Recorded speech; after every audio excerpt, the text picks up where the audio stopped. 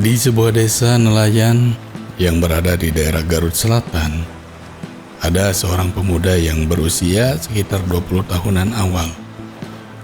Reka, nama si pemuda tersebut. Dia sangat rajin dalam bekerja dan juga dia sangat patuh kepada orang tuanya.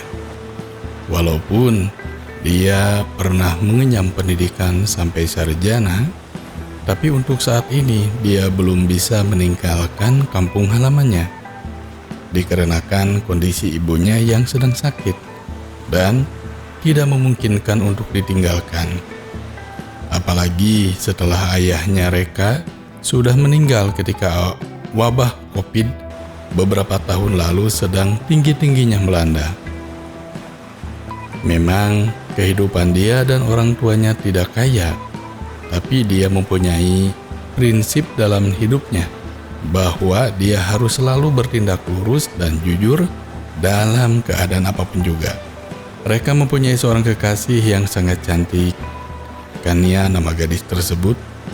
Reka dan Kania sudah menjalin hubungan semenjak mereka sama-sama sekolah di SMA yang ada di daerahnya. Kania kelas 1 ketika Reka kelas 3.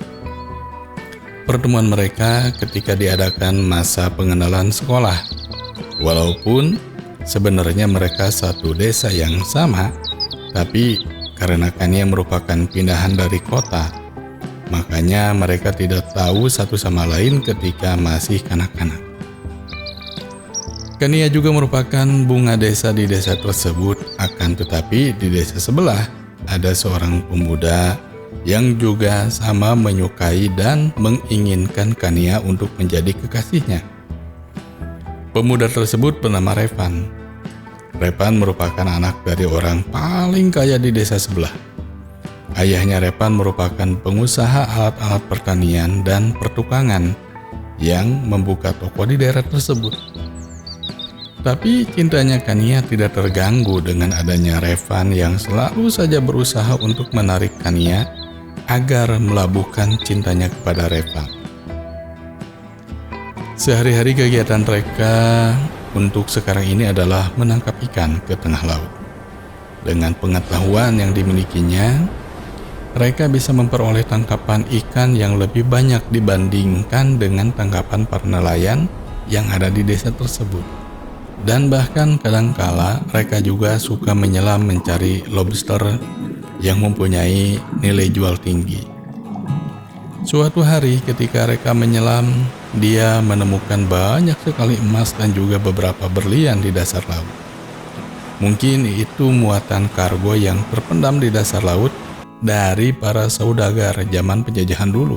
Dengan perasaan bahagia, mereka menjual sebagian besar dari harta karun yang dia temukan.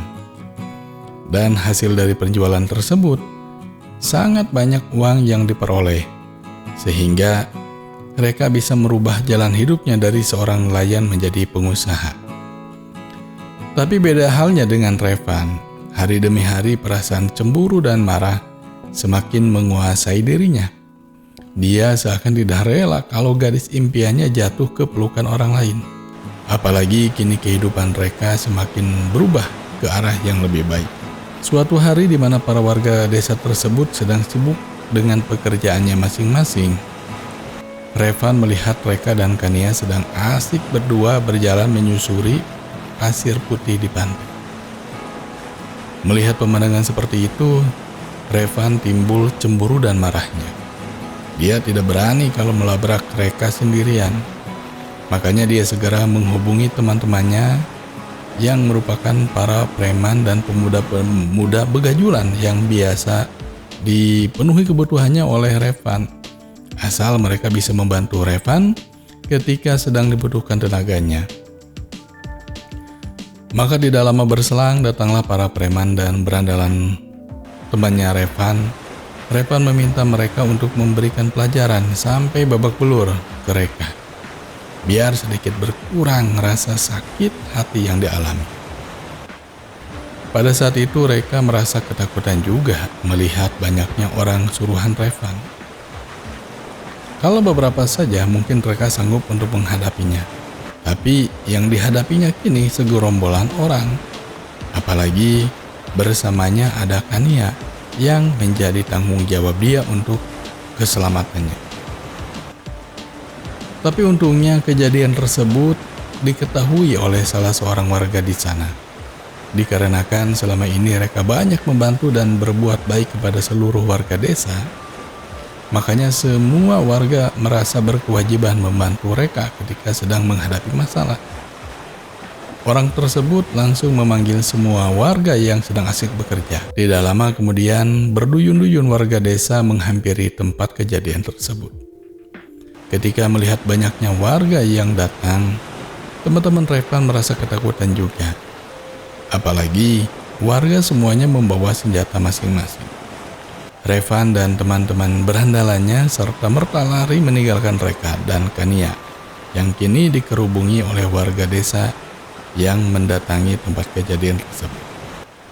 Maka selamatlah Reka dan Kania.